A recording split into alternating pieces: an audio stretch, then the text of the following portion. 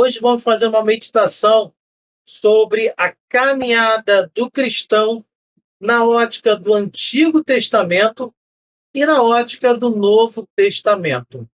Nós sabemos que Jesus Cristo se encarnou, Deus Filho, se encarnou no ventre da Virgem Maria, e esta encarnação, a encarnação do Verbo, dividiu a história da salvação, principalmente nas Sagradas Escrituras. A partir da encarnação do Verbo, nós temos o Novo Testamento.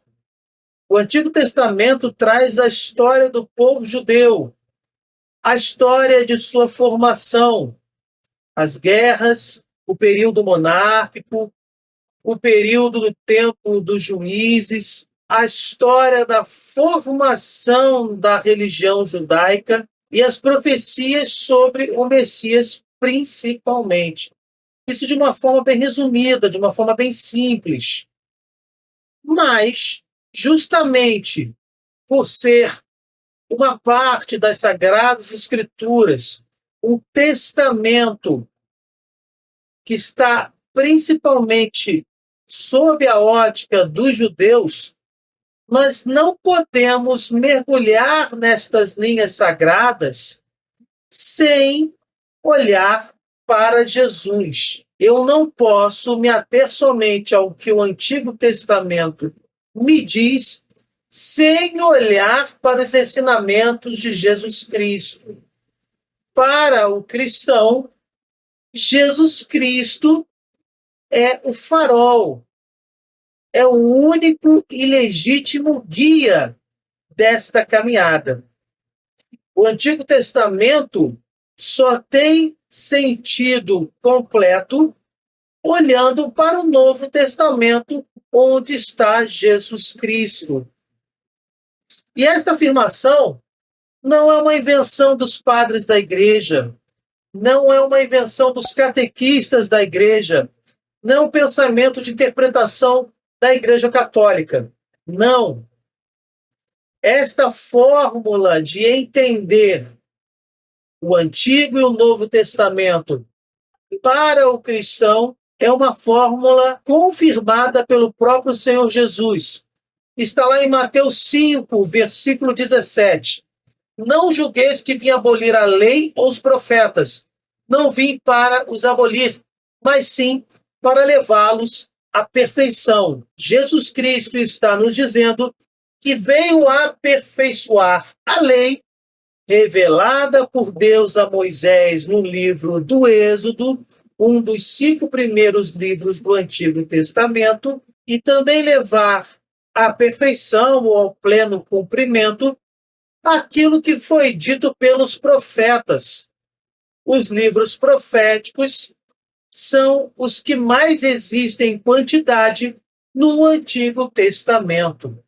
Então, podemos traduzir para o nosso entendimento neste tema que Jesus tenha dito, por exemplo, não julgueis que vim abolir o Antigo Testamento, mas sim levá-lo à perfeição ou ao pleno cumprimento. Eu não posso entender passagens do Antigo Testamento sem olhar para Jesus Cristo.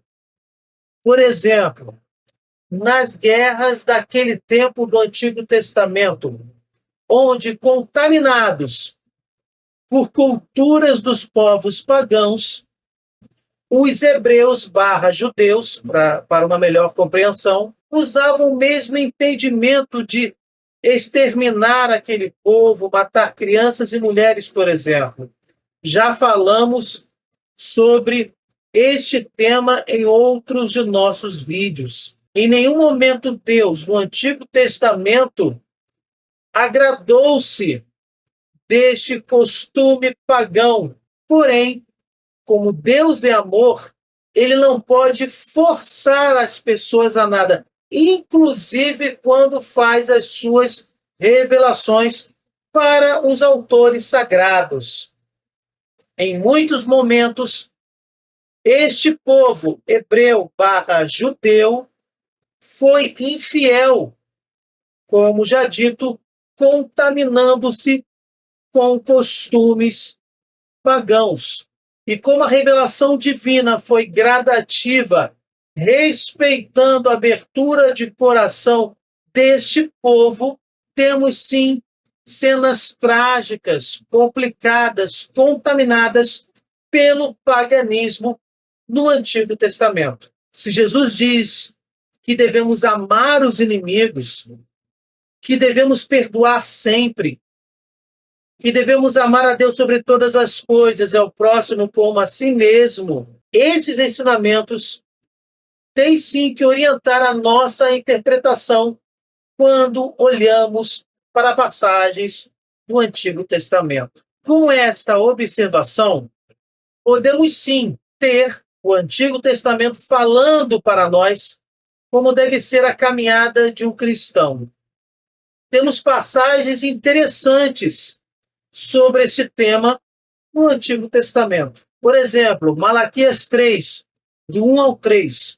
Vou mandar o meu mensageiro para preparar o meu caminho. Imediatamente virá ao seu templo o Senhor que buscais, o anjo da aliança que desejais. Ei-lo que vem, diz o Senhor dos exércitos. Quem estará seguro no dia de sua vinda? Quem poderá resistir quando ele aparecer? Porque ele é como fogo do fundidor, como a lixívia dos lavadeiros.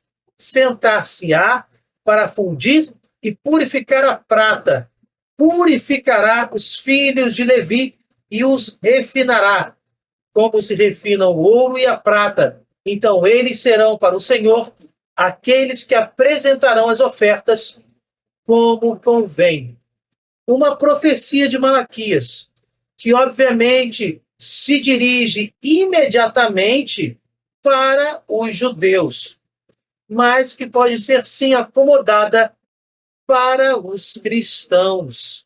Esta profecia parece indicar João Batista e a sua missão de ser o profeta que vai nos apresentar literalmente, concretamente, o Messias, Deus feito homem. Neste dia, quem estará seguro? E nós podemos nos perguntar enquanto cristãos, nós cremos que Jesus é o Messias. Ele já veio, já deu a sua vida por nós, já ressuscitou, já voltou para os céus e deixou a terceira pessoa da Santíssima Trindade, o Espírito Santo, para nos guiar, a alma da igreja, já que professamos a fé em Cristo Jesus, esperando o seu retorno em plena glória, como devemos nos comportar diante desta fé que voluntariamente declaramos como nossa. A passagem do Antigo Testamento nos diz claramente: ele é como fogo do fundidor. Ele irá purificar a prata. Nós somos esta prata. Nós somos o ouro. Nós somos valiosos para Deus. Jesus vai falar sobre isso em algumas passagens do Novo Testamento. Estamos vendo Jesus nos guiando nesse momento ao interpretarmos esta profecia do Antigo Testamento. Este Messias purificará os filhos de Levi. Quem são os seus discípulos hoje? São os cristãos. Jesus Cristo purificará os seus discípulos, como se refinam o ouro e a prata. E aí sim, uma vez refinados, lapidados, poderemos oferecer as ofertas de forma conveniente. É também o que está dito em Eclesiástico 2, do 1 ao 6. Também uma passagem veterotestamentária. Meu filho, se entrares para o serviço de Deus, permanece firme na justiça e no temor, e prepara a tua alma para a provação. Humilha teu coração, espera com paciência, dá ouvidos e acolhe as palavras de sabedoria. Não te perturbes no tempo da infelicidade. Sofre as demoras de Deus. Dedica-te a Deus. Espera com paciência, a fim de que no derradeiro momento tua vida se enriqueça. Aceita tudo o que te acontecer. Na dor, permanece firme. Na humilhação, tem paciência, pois é pelo fogo que experimentam o ouro e a prata, e os homens agradáveis a Deus pelo cadinho da humilhação. Põe tua confiança em Deus e Ele te salvará. Orienta bem o teu caminho e espera nele. Conserva o temor dele até na velhice.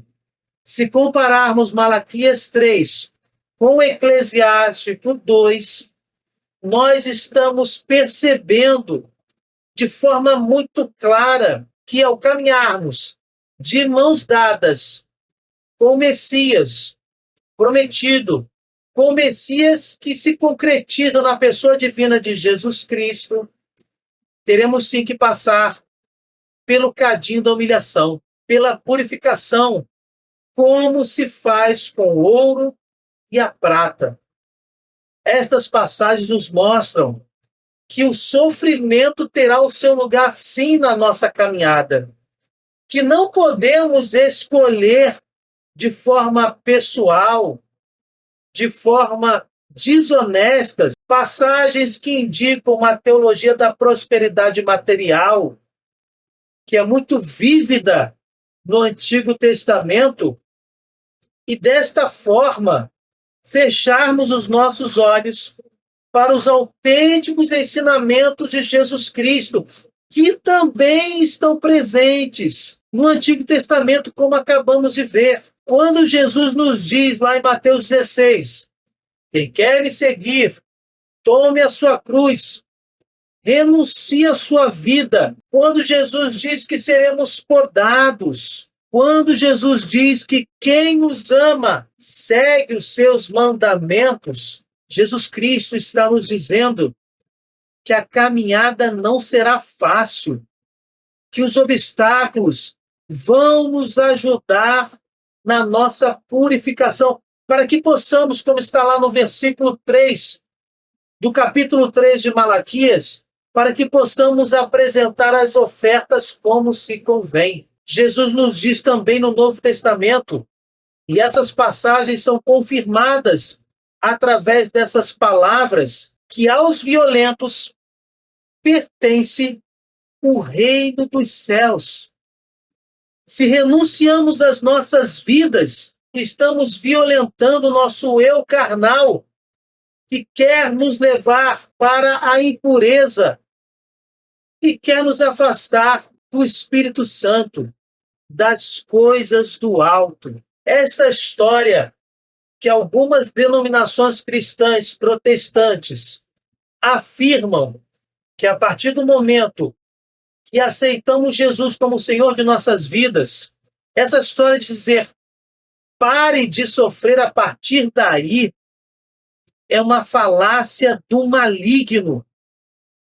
Nós temos que ter esta consciência, não professar a teologia da cruz, que está estampada nessas passagens do Antigo Testamento, confirmadas em inúmeras falas de Jesus Cristo, e abraçar essa teologia da prosperidade material é uma atitude agradável aos olhos do maligno. Em Apocalipse 7, do 14 ao 16, temos uma conclusão da caminhada do cristão após a grande tribulação, bem próximo do retorno de Jesus em plena glória. Respondi-lhe, meu Senhor, tu sabes. E ele me disse, esses são sobreviventes da grande tribulação, lavaram as suas vestes e as alvejaram no sangue do Cordeiro. Por isso, estão diante do trono de Deus e o servem, dia e noite, no seu templo. Aquele que está sentado no trono os abrigará em sua tenda. Já não terão fome, nem sede, nem o sol ou calor algum os abrasará, porque o Cordeiro que está no meio do trono será o seu pastor e os levará às fontes das águas vivas. E Deus enxugará toda lágrima de seus olhos. Esta revelação dada a São João Evangelista nos mostra que sim, ao término de nossas vidas terrenas, teremos esta comunhão permanente com Deus, plena, para todo sempre, se seguirmos fielmente os ensinamentos de nosso Deus. Se alvejarmos as nossas vestes no sangue do Cordeiro, se passarmos não somente pela grande tribulação, mas olhando para o que Jesus nos diz no início do Novo Testamento e olhando para essas passagens tão belas do Antigo Testamento, se passarmos pelos obstáculos de nossa vida presente, com os olhos fixos no Senhor, se sobrevivermos às tribulações de nossa vida mortal, abraçados à cruz de Cristo, iremos nos apresentar diante do trono de nosso Deus e seremos acolhidos na Jerusalém celestial, onde a nossa inteligência ficará mergulhada na sabedoria do Eterno e a nossa vontade será preenchida pela felicidade plena da Santíssima Trindade, preenchida pelo amor que é o próprio Deus. E ali não teremos mais fome, nem sede, nem o sol ou o calor nos abrasará. Deus enxugará toda lágrima de nossos olhos. Aí sim, não haverá qualquer sofrimento. Que peçamos a Deus a força para humilharmos o nosso coração e esperarmos com paciência, darmos ouvidos às palavras de sabedoria. Peçamos a Deus a força para sofrer as demoras, para nos dedicarmos, apesar das dificuldades, com paciência a Deus, a nos entregarmos completamente ao serviço do Altíssimo durante a nossa caminhada aqui na Terra, enfrentando a purificação, o refino, sabendo com isso que somos preciosos para o nosso Deus, que é piedade e ternura. Jesus Cristo, eu confio em vós. Ajuda-me a caminhar carregando a cruz e seguindo a vossa vontade. Se vocês gostaram, deixem o seu like, compartilhem, cliquem no sininho, se inscrevam no canal. Fiquem com Deus, desculpem qualquer coisa e até o próximo vídeo.